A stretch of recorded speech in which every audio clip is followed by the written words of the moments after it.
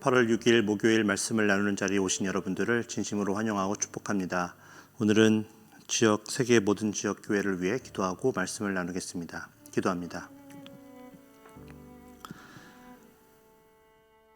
세계 모든 지역의 교회가 코로나19 위기 가운데 하나님의 뜻을 분별하게 하시고 해결하실 수 있는 오직 하나님께 간절한 기도와 간구로 나아갈 수 있도록 자비를 베풀어 주시옵소서.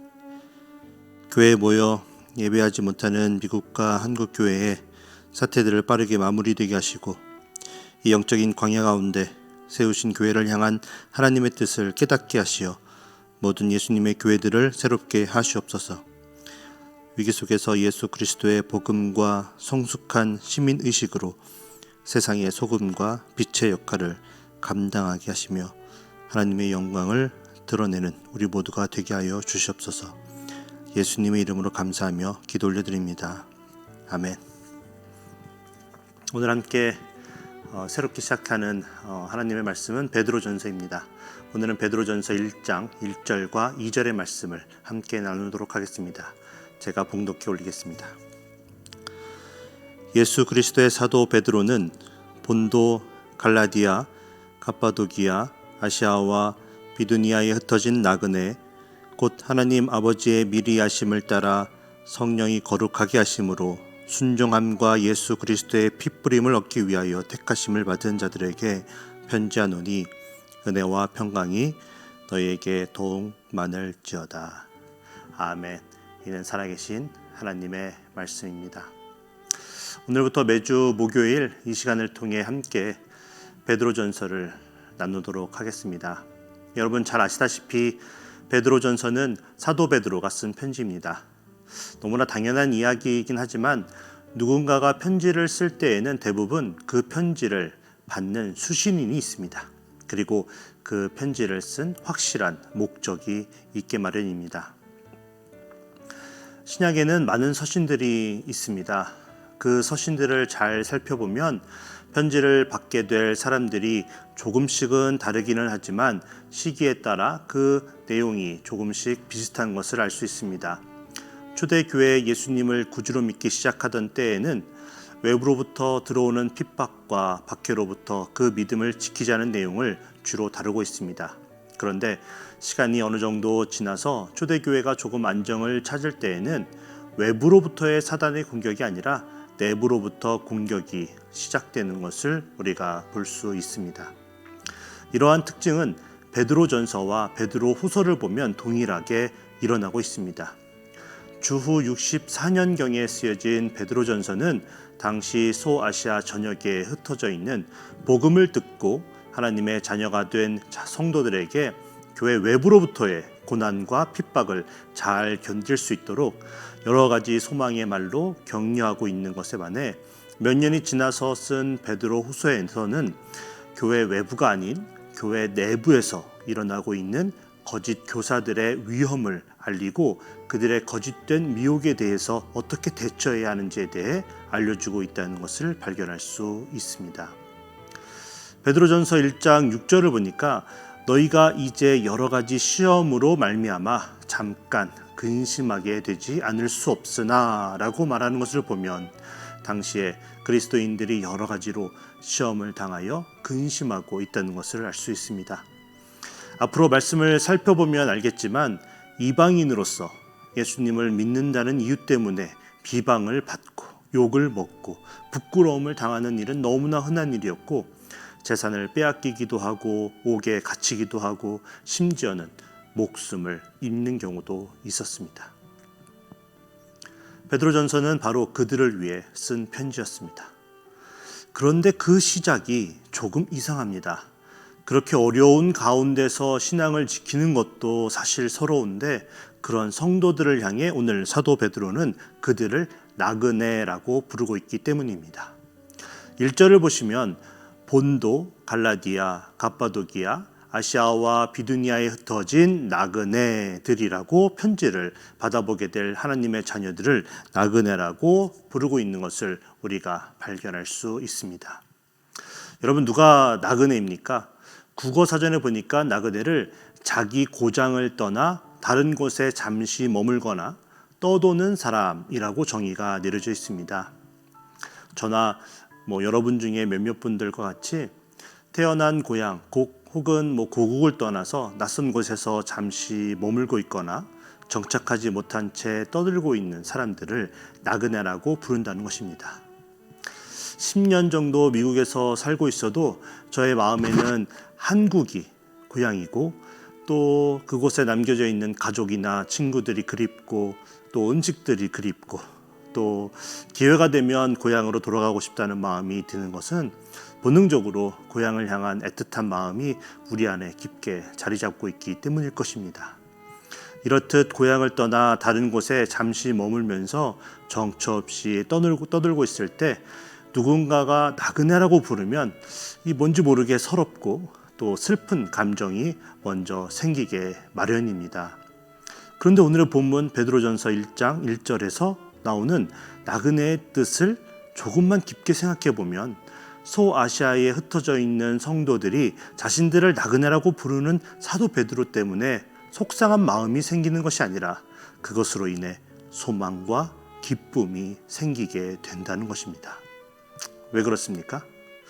먼저 그 첫 번째 이유가 원래 나그네는 고향을 떠나 그 다른 곳에 머무르는 사람들을 의미하고 있지만 예수님을 구주로 믿는 하나님의 백성들은 지금 비록 다른 곳에서 잠시 머물고 있는 나그네지만 곧 본향을 향해 가게 되는 소망을 가진 하나님 나라의 백성이라는 것입니다.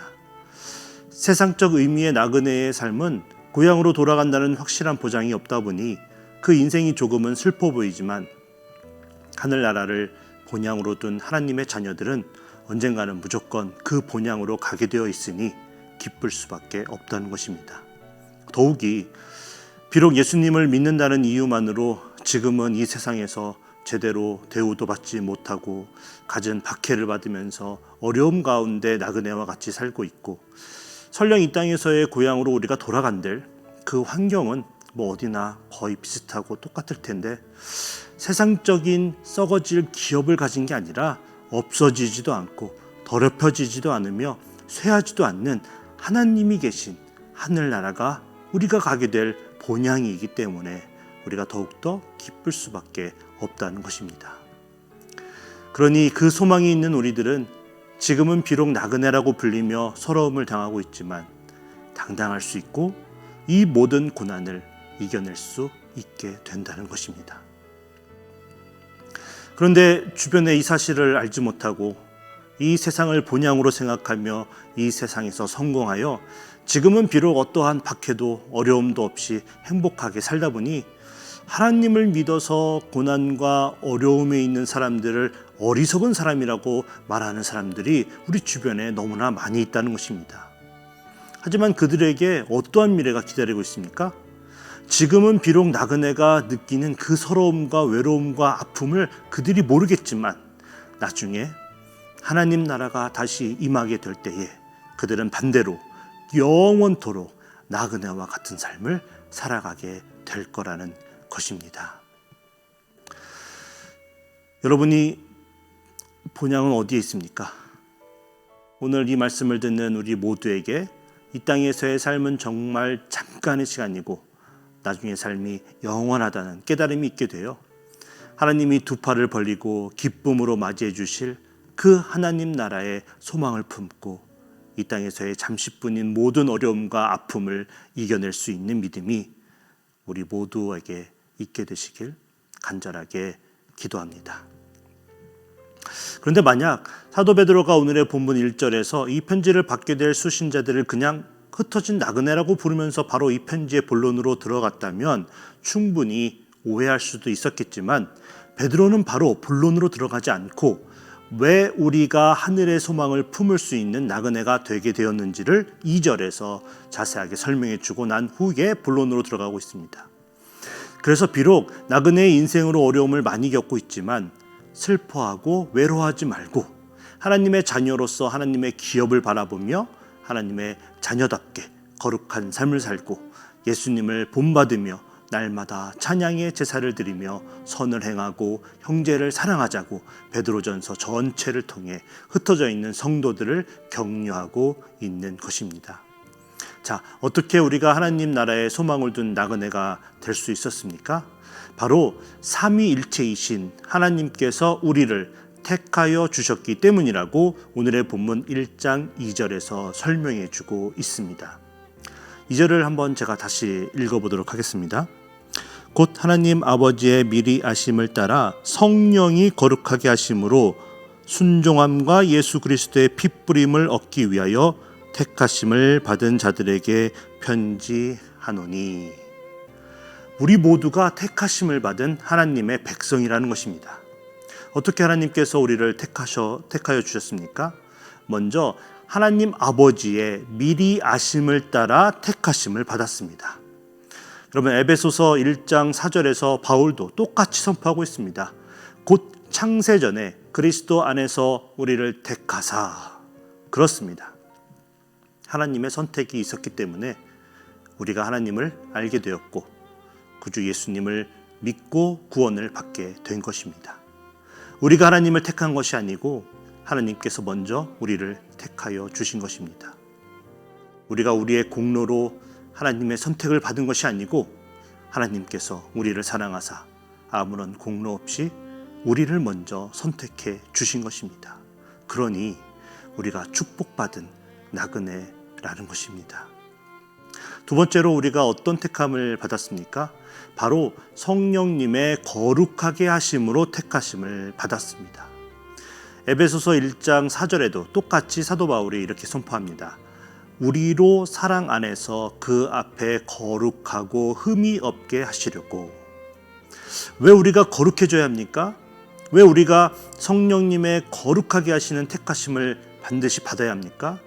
그래야만 우리가 하나님의 택하심과 예수님의 구원의 역사하심을 머리로만 아는 것으로 끝나는 것이 아니라 마음으로 진정으로 믿을 수 있게 되기 때문입니다.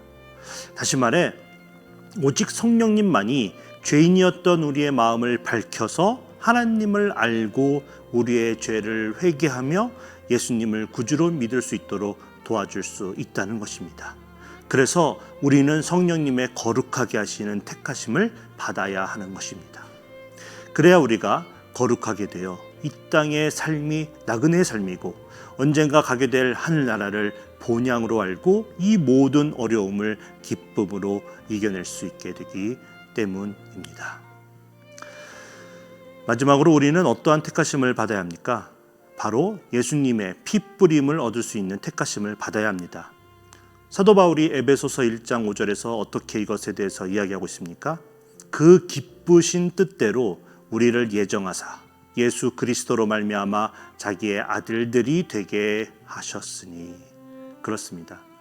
오직 예수님만이, 그가 흘리신 십자가의 보혈의 피만이 우리를 죄로부터 구원하여 하나님의 아들과 딸들이 되는 은혜를 받을 수 있게 된다는 것입니다.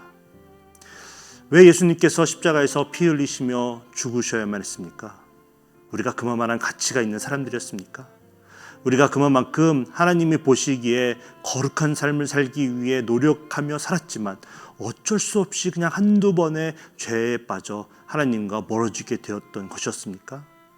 그렇지 않았다는 것입니다.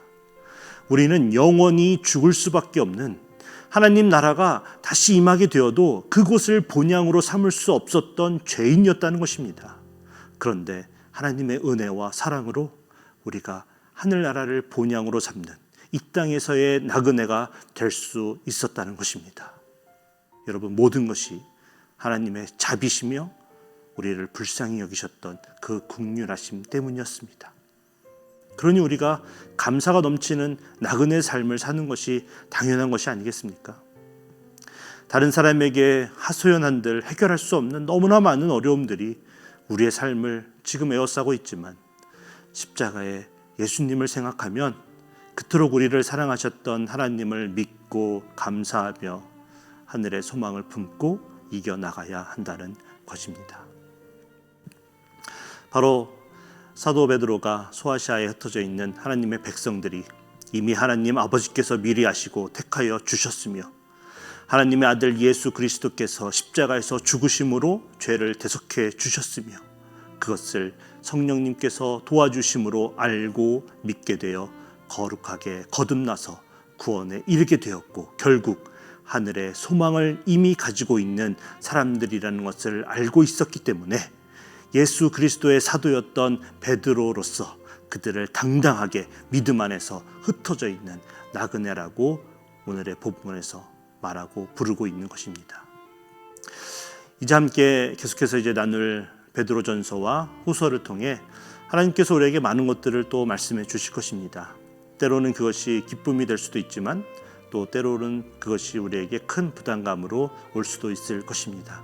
하지만 우리를 위해 모든 것을 값없이 은혜로 하신 하나님의 사랑을 우리가 생각하면서 말씀을 듣는 우리들이 이 땅에서의 나그네의 삶을 살고 있음에 항상 감사하며 하늘의 소망을 가지고 하나님께서 원하시는 열매를 맺어가며 하나님을 기쁘게 만드는 우리 모두의 이 땅에서의 인생이 되어지길 간절하게 기도합니다.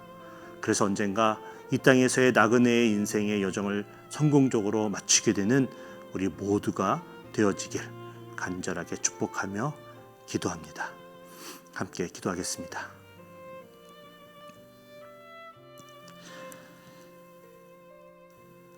사랑의 하나님, 다시 한번 베드로전서를 통해 하나님의 택하심과 예수님의 십자가의 사랑과 그리고 성령님의 인도하심으로 우리를 사랑하여 주시고 주님의 자녀로서 이 세상을 살아갈 수 있게 해주신 은혜에 감사와 영광을 올려드립니다. 우리가 세상과 구별된 거룩한 삶을 살기를 소망합니다. 그 길이 비록 어렵고 고난과 핍박이 우리들의 삶 속에 찾아올지라도 오늘의 말씀을 통해 우리가 배우고 알게 된 것과 같이 우리가 하늘의 소망을 두었기에 이 세상의 삶을 나그네와 같이 살아가는 것에 슬픔과 낙담이 있는 것이 아니라 도리어 기쁨이 있게 하시고 감사함이 넘치는 나그네의 삶을 우리가 살게 하여 주시옵소서. 특별히 그림자와 같이 영원하지 못한 짧은 인생을 살게 되는 이곳에서의 삶에서 하나님이 싫어하시는 삶을 살면서까지 성공의 눈이 어두워져서 다른 이들의 눈에서 눈물을 흘리게 하면서까지 그렇게 아둥바둥하는 인생을 살지 않게 하시고 하늘나라의 소망의 끈을 놓지 말고 오직 하나님의 말씀에 순종하며 하나님이 원하시는 그런 자녀다운 삶을 살아가는 우리 모두가 되게 하여 주시옵소서. 오늘도 하나님의 은혜로 하나님의 말씀에 순종하며 승리하는 하루를 살게 도와주실 줄 믿고 우리를 구원하신 예수님의 이름으로 감사하며 기도 올려드립니다. 아멘.